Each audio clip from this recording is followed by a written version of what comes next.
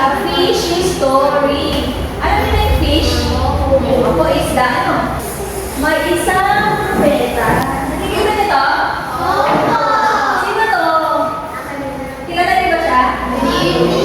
Papakilala ko muna, ah. Hello mga bata! Ako po si Donna. Ano pangalan niya? Kuna? Balik naman! Ano pangalan niya? Oh, nagalit tuloy siya. Huwag ka na magalit sa tinatali mo na. Ako si Dono. Pinadalo ni God sa Nineveh. Saan daw pupunta si Jonah? Sa Nineveh siya pupunta. Sabi ni God. Wala pala si God. Nandito si God. Tumakas siya, dito siya. Jonah, punta ka sa Nineveh. Okay, saan daw siya pupunta? Sa Nineveh. Pero, ano ba yan God? Ayoko doon. Dami nasasama doon. Oh, ano sabi ni Jonah? Ayaw siya pumunta sa Nineveh kasi marami lang masasama doon. Kayo gusto niyo pumunta doon sa Nineveh? Sige na lang, punta tayo doon. Tara. Baka takot si Jonah, no? Kaya ayaw na. Pero ang sabi niya sa Panginoon, ayaw ko. Sabi niya, may utos si God sa kanila. Pero tumanggi siya, no? Sabi ni God kay Jonah, punta ka sa Nineveh, Jonah. Sabihin ko sa kanila na tumigil na sila sa kanilang masasamang ginagawa. Ano sabi ni God kay Jonah? Titigil daw siya. Hindi. Ano sabi sa kanya? Sabihin mo sa mga tao sa Nineveh na titigil sila sa kanilang masamang ginagawa. Tama. Okay, okay. Pupunta kaya si Jonah doon? Okay, sabi niya, okay, so, sabi niya, the people of Nineveh were fierce and enemies of Jonah's people, the people of Israel. Jonah wanted God to punish them. Ang gusto ni Jonah, sana, Lord, palusahan mo na lang sila. Sabi ni Jonah kay God. Pinatusan niya siya. Sabi niya, ang gusto niya, okay, bakit kaya ayaw na lang palusahan ni God? Yung mga tao sa Nineveh, bakit umutusan pa niya kung pupunta doon? Ganun yung thinking ni Jonah, no? If you want to warn them, they might stop being nasty. Sabi niya, baka siguro pag pinalusahan ni God sila, titigil na sila sa kanilang mga masamang ginagawa. Okay. Ang sabi ni Jonah, ayoko pumunta doon. Ang dami masasama. Pero hindi ganito yung salita si Jonah. Ayoko pumunta doon kasi madami masasamang tao.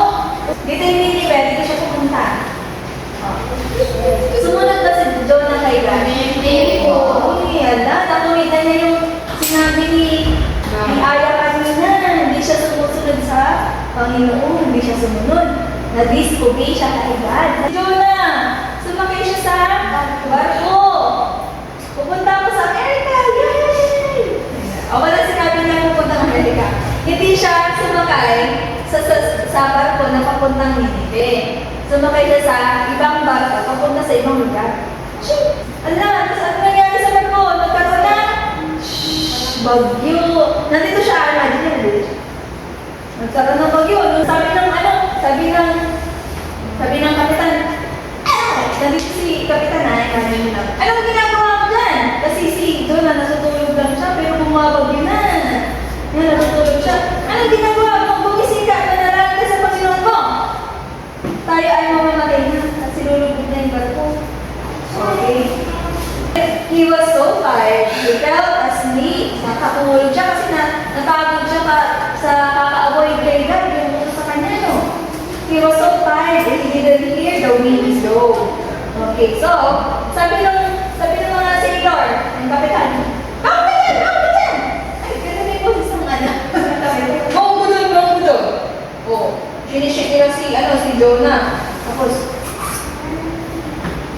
manalangin ka, tayo ay malulunod na. Sabi ng mga okay, malulunod na daw sila, gaya ng mga tao sa kwento ni Teacher Lassie. Okay, but Jonah was running away from God. Okay, anong sabi doon? Si Jonah daw ay magtago kay God. Ayaw niyang sumunod dun sa utos ni God. Ano? Nandito pa sila. Ayan.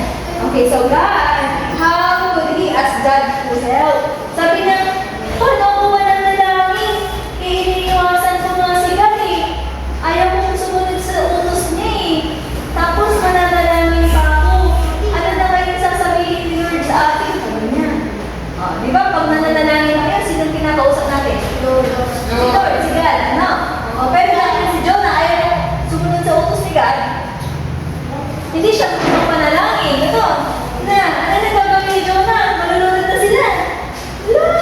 Okay, so, sabi ni Jonah, kasalanan ko to. Sabi niya sa mga sailor, nandito sila. Nag-usap sila. Kasalanan ko to. Kaya, kapag ganito yung panahon, kaya hindi ako sumunod kay God. Itapon niyo ako sa dagat. Tinapon si Jonah sa dagat.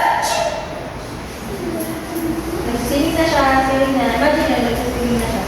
Okay, so bumabagyo, si Jonah ay nasa dagat. Okay, ano ba yung mangyayari sa loob ng dagat? Yung malaki isda dito. Nakain na si Jonah. Gok! Sabi niya, gok. Masarap siguro si Jonah, ano? Kinain siya ng malaking isda.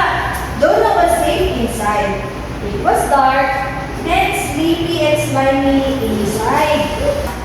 At one more time, tinawag niya ang pangalan ng Panginoon at siya ay nanalangin. Okay. Inamin niya yung kanyang kasalanan. Okay. Anong kasalanan ni Jonah? Very good. Hindi siya sumunod. Kahit kanino? Kay God.